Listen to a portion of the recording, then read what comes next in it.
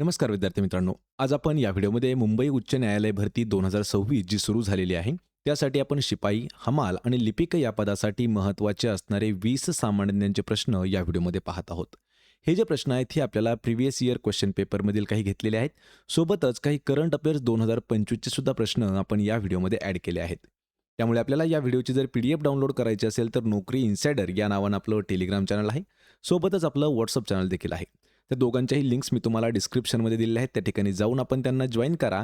म्हणजे आपल्याला डेली अशा PDF मिळत राहतील आणि चॅनलवरती जर नवीन असाल तर लगेच आपल्या नोकरी इन्सायडर यूट्यूब चॅनलला सबस्क्राईब करून ठेवा. म्हणजे आपल्याला व्हिडिओज पाहायला मिळतील. चला तर व्हिडिओला सुरुवात करूया. तर पहा आपला प्रश्न पहिला आहे. भारतातील खालीलपैकी कोणत्या राज्यात सर्वात जास्त हत्ती आढळतात? मित्रांनो, प्रश्नाचं उत्तर येत असेल तर 3 ते 5 सेकंदामध्ये आपण प्रत्येक प्रश्नाचं उत्तर हे कमेंट करून देत राहा. म्हणजे आपलं रिव्हिजन देखील याच व्हिडिओमध्ये होऊन जाईल. प्रश्न विचारलाय आपल्याला की कोणतं राज्य आहे की त्यामध्ये सर्वात जास्त हत्ती आढळतात?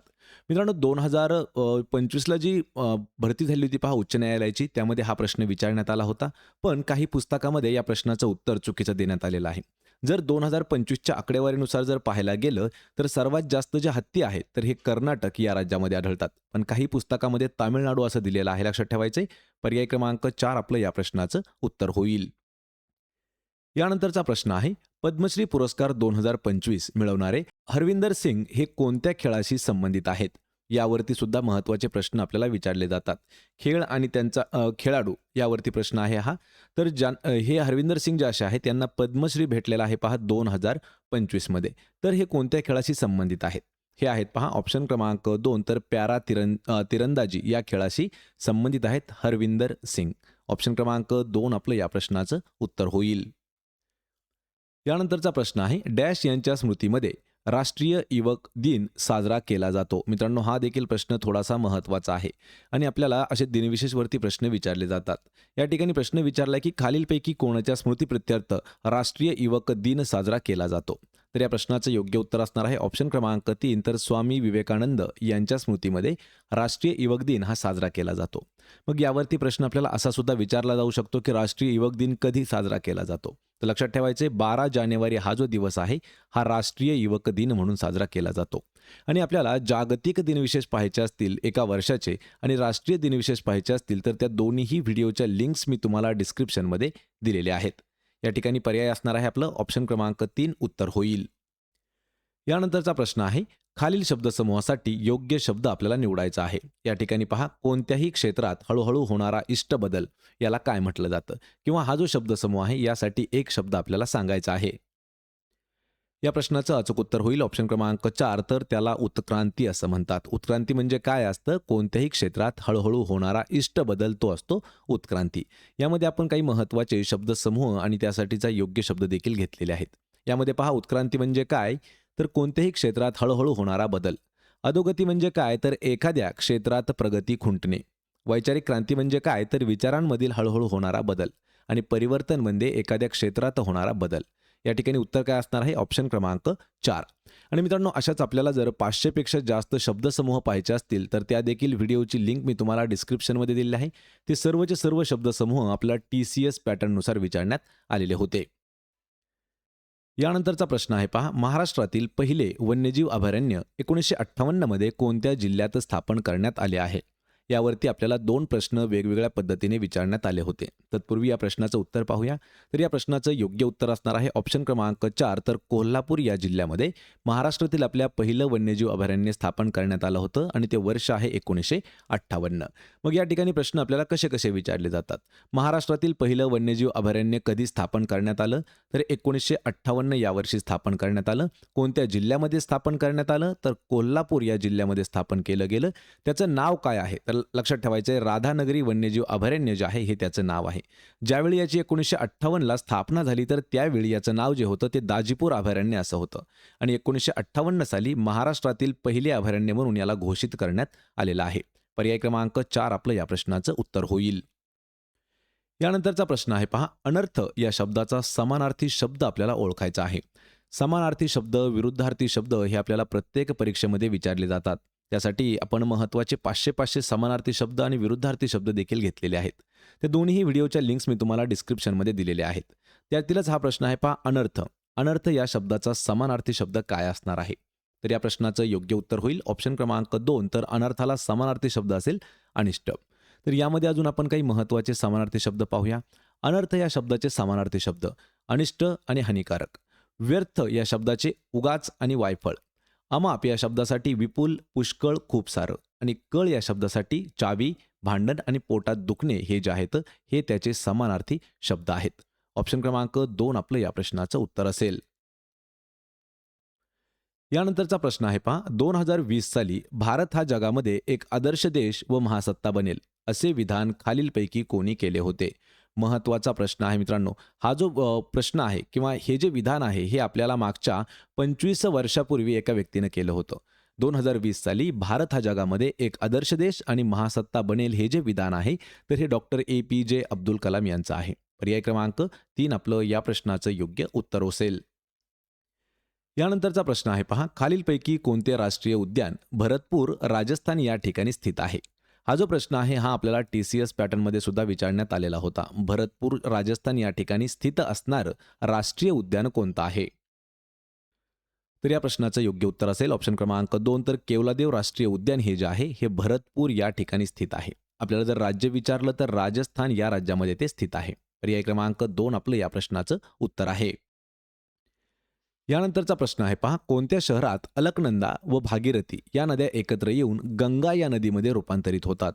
मित्रांनो हा प्रश्न आपल्याला वनरक्षक भरती 2019-2023 मध्ये विचारण्यात आला होता आणि हाच प्रश्न आपल्याला पोलीस भरती 2018ला सुद्धा विचारण्यात आला होता आणि 24ला सुद्धा विचारण्यात आलेला होता. अलकनंदा आणि भागीरथी या दोन नद्या असं कोणतं ठिकाण आहे की त्या ठिकाणी एकत्र येतात आणि नंतर गंगा नदीमध्ये रूपांतरित होतात? तर ते ठिकाण आहे ऑप्शन क्रमांक 1. तर देवप्रयाग या ठिकाणी दोन नद्यांचा संगम होतो आणि त्या गंगा नदीमध्ये रूपांतरित होतात. पर्याय क्रमांक 1 आपलं उत्तर असेल देवप्रयाग. यानंतरचा प्रश्न आहे. डिप्रेस्ड क्लासेस मिशन डॅश यांच्याद्वारे स्थापित करण्यात आली होती. म्हणजे प्रश्न काय विचारलाय की डिप्रेस्ड क्लासेस मिशन ही जी संस्था आहे किंवा हे जे संघटन आहे तर हे कोणी स्थापन केलेलं आहे? मित्रांनो यावरती प्रश्न आपल्याला TCS पॅटर्नमध्ये जवळपास 8 वेळापेक्षा जास्त विचारण्यात आला होता आणि या प्रश्नाचं योग्य उत्तर असणार आहे ऑप्शन क्रमांक 2. तर विठ्ठल रामजी शिंदे यांनी डिप्रेस्ड क्लासेस मिशन जे आहे याची स्थापना केलेली आहे. त्यांनाच महर्षी शिंदे देखील म्हटलं जातं. लक्षात ठेवा कधी कधी आपल्याला ऑप्शनमध्ये महर्षी शिंदे इतकंच येऊ शकतं. तर महर्षी शिंदे म्हणजेच कोण? तर विठ्ठल रामजी शिंदे आणि हे मराठी समाजसुधारक, धर्मसुधारक व लेखक देखील होते आणि 18 ऑक्टोबर 1906 रोजी त्यांनी डिप्रेस्ड क्लासेस मिशनची स्थापना केली होती. मग तुमच्यासाठी एक प्रश्न विचारतो की डिप्रेस्ड क्लासेस मिशन जे आहे ते कोणत्या ठिकाणी स्थापन करण्यात आलं होतं? या प्रश्नाचं उत्तर मला पण कमेंट करून द्यायचं आहे. या प्रश्नाचं उत्तर काय असणार आहे? ऑप्शन क्रमांक 2. यानंतरचा प्रश्न आहे. लोकसभेच्या सदस्याचे कमीत कमी वर्ष वय किती असणे आवश्यक आहे? हा देखील खूप महत्त्वाचा प्रश्न आहे. जर आपल्याला लोकसभेच्या सदस्यत्व प्राप्त करायचं असेल तर आपल्याला एक वयाची अट लागते. तर कमीत कमी वय किती असणं गरजेचं आहे? लक्षात ठेवा कमीत कमी 25 वर्ष वय झालेलं आपलं आवश्यक आहे. त्याचवेळी आपल्याला लोकसभेचे सदस्यत्व मिळू शकतं. पर्याय क्रमांक 1 आपलं या प्रश्नाचं उत्तर आहे. यानंतरचा प्रश्न आहे. पूर्ण पराभव करणे या अर्थाचा खालीलपैकी कोणता वाक्प्रचार होत नाही? नाही विचारलेला आहे. शेवटच्या एका शब्दावरून पूर्ण आपला प्रश्न बदलत आहे. पूर्ण पराभव करणे या अर्थाचा खालीलपैकी कोणता वाक्प्रचार होत नाही? म्हणजे यापैकी 4 पैकी 3 जे आहेत हे सेम अर्थाचे वाक्प्रचार आहेत आणि एक नसणार आहे. म्हणजेच पर्याय क्रमांक 3 आपलं या प्रश्नाचं उत्तर होईल. पायाखालची जमीन सरकणे हे जे आहे हा त्याचा वाक्प्रचार होत नाही. यामध्ये पहा पूर्ण पराभव करणे म्हणजे उताना पाडणे होऊ शकतं, धूळ चारणे देखील होतं आणि चारी मुंड्या चित करणे हे देखील होतं. पण पायाखालची जमीन सरकणे म्हणजे काय? तर एखाद्या बाबतीमध्ये अनपेक्षित गोष्टीचा धक्का बसणे हे त्याचं उत्तर होईल. पर्याय क्रमांक 3 आपलं या प्रश्नाचं करेक्ट आन्सर आहे.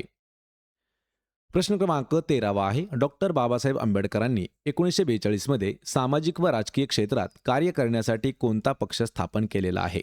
सर्वात कन्फ्यूज करणारा हा प्रश्न आहे. लक्षात ठेवा कारण यामध्ये शेड्यूल कास्ट फेडरेशन, स्वतंत्र मजूर पक्ष आणि रिपब्लिकन पार्टी ऑफ इंडिया हे तिन्ही जे पक्ष आहेत हे डॉक्टर बाबासाहेब आंबेडकर यांनी स्थापन केलेले आहेत. पण या ठिकाणी प्रश्न काय विचारलाय की आपल्याला 1942 हे उत्तर ऑप्शन दिलेलं आहे. लक्षात ठेवा म्हणजे वर्ष दिलेलं आहे 1942. तर या प्रश्नाचं योग्य उत्तर काय होईल? पर्याय क्रमांक 1 तर शेड्यूल कास्ट फेडरेशन जे आहे हे 1942ला स्थापन केलेला पक्ष आहे, ज्याचं काम किंवा त्याचा उद्देश काय होता तर सामाजिक आणि राजकीय क्षेत्रामध्ये काम करणं. मग या ठिकाणी स्वतंत्र मजूर पक्ष जो आहे याची स्थापना 1936 मधील आहे. रिपब्लिकन पार्टी ऑफ इंडिया ही जी आहे ही 1957ला घोषित करण्यात आली होती. म्हणजे या प्रश्नाचं उत्तर काय होईल आपल्या ऑप्शन क्रमांक 1.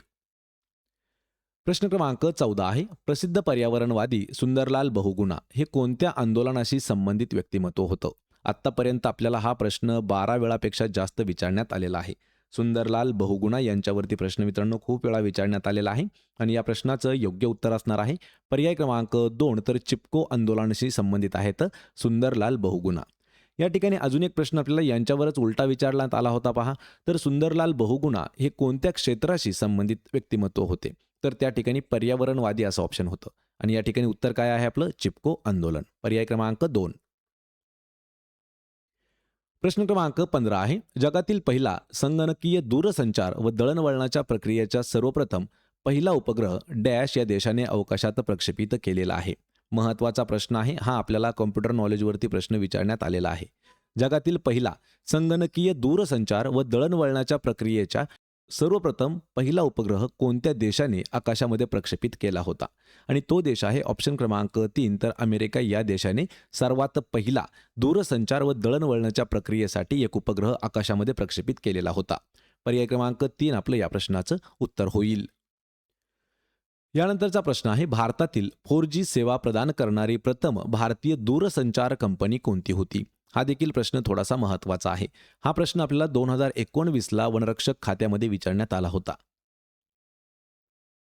आणि या प्रश्नाचं योग्य उत्तर असेल ऑप्शन क्रमांक 1. तर एअरटेल ही जी कंपनी आहे ही आपल्या भारतातील सर्वात पहिली अशी कंपनी आहे की ज्याने 4G सेवा जी आहे ही ग्राहकांना दिली होती. पर्याय क्रमांक 1 आपलं या प्रश्नाचं उत्तर होईल. यानंतरचा प्रश्न आहे. एकट्या महिलांना आर्थिक मदत देण्यासाठी मुख्यमंत्री एकल महिला व स्वरोजगार योजना ही कोणत्या राज्य सरकारने सुरू केलेली आहे? हा प्रश्न आपण करंट अफेअर्स 2025 वरती आधारित घेतलेला आहे. त्यामुळे हा प्रश्न थोडासा महत्त्वाचा आहे. पॉईंट करून ठेवू शकता किंवा नोटसुद्धा करून घेऊ शकता. एकट्या महिलांना आर्थिक मदत देण्यासाठी मुख्यमंत्री एकल महिला व स्वरोजगार योजना ही कोणत्या राज्याने सुरू केली? तर ते राज्य आहे पर्याय क्रमांक 3 उत्तराखंड या राज्याने. ऑप्शन 3 आपलं उत्तर होईल. यानंतरचा प्रश्न आहे पहा. गुसाडी हे कोणत्या राज्याचे लोकप्रिय लोकनृत्य आहे? मित्रांनो भारतामध्ये जेवढे 28 आपले महत्त्वाचे राज्य आहेत पहा 28चे 28 राज्य महत्त्वाचे असतात. कारण 28 राज्य जे आहेत यामध्ये कोणता लोकनृत्य प्रकार आहे यावरती सुद्धा आपण एक व्हिडिओ घेतलेला आहे. तो व्हिडिओ जाऊन पाहून घ्या. त्यामध्ये आपल्याला या प्रश्नाचा उल्लेख आढळून येईल. तर गुसाडी हे जे आहे हे कोणत्या राज्याचं लोकनृत्य आहे? तर ते येतं ऑप्शन क्रमांक 2. तर तेलंगणा या राज्याचं. पर्याय क्रमांक 2 आपलं उत्तर होईल. यानंतरचा प्रश्न आहे. मसुदा समितीसमोर भारताची उद्देशिका म्हणजे त्याला प्रियम्बल असं म्हटलं जातं ही कोणी मांडली होती? महत्त्वाचा प्रश्न आहे. भारताची उद्देशिका कोणी मांडलेली होती यावरती आपल्याला 2 वेळा प्रश्न विचारला होता. MPSCच्या प्री एक्झाममध्ये सुद्धा या प्रश्नाचा उल्लेख करण्यात आला होता. तर या प्रश्नाचं योग्य उत्तर असणार आहे ऑप्शन क्रमांक 1. तर पंडित जवाहरलाल नेहरू यांनी भारताची उद्देशिका जी आहे ही मसुदा समितीसमोर मांडली होती. पर्याय 1 आपलं या प्रश्नाचं उत्तर होईल. यानंतरचा प्रश्न आहे पहा. महाराष्ट्रातील खालीलपैकी कोणत्या जिल्ह्यात पहिला सहकारी साखर कारखाना स्थापन करण्यात आला होता? पहा महाराष्ट्रातील पहिला सहकारी साखर कारखाना हा कोणत्या जिल्ह्यामध्ये स्थापन करण्यात आला होता? तर या प्रश्नाचं योग्य उत्तर असणार आहे पर्याय क्रमांक 3. तर अहिल्यानगर या जिल्ह्यामध्ये आपल्या महाराष्ट्रातील पहिला सहकारी साखर कारखाना स्थापन करण्यात आला होता. पण ज्यावेळी हा साखर कारखाना स्थापन करण्यात आला तर त्यावेळी लक्षात ठेवा अहमदनगर असं नाव होतं जिल्ह्याचं आणि सध्या अहमदनगरचं नवीन नाव जे आहे ते आहे पहा अहिल्यानगर. त्यामुळे आपण नवीन पॅटर्ननुसार हे प्रश्न घेतला होता. पर्याय क्रमांक 3 आपलं या प्रश्नाचं योग्य उत्तर होईल. तर मित्रांनो हे होते महत्त्वाचे 20 प्रश्न. आपल्याला या 20 पैकी किती प्रश्नाची उत्तरं देता आली हे मला कमेंट करून नक्की सांगा. व्हिडिओ जर आवडला तर व्हिडिओला आपल्या लाईक करा, मित्रांमध्ये व्हिडिओ शेअर करा आणि आपल्या नोकरी इन्सायडर या यूट्यूब चॅनलला सबस्क्राईब करून ठेवा. आणि अशाच पद्धतीच्या सर्व PDF जर आपल्याला फ्रीमध्ये मिळवायचे असतील तर आपलं टेलिग्राम चॅनल आहे नोकरी इन्सायडर या नावानं आणि मराठी नोकरी या नावानं सुद्धा आपलं टेलिग्राम चॅनल आहे.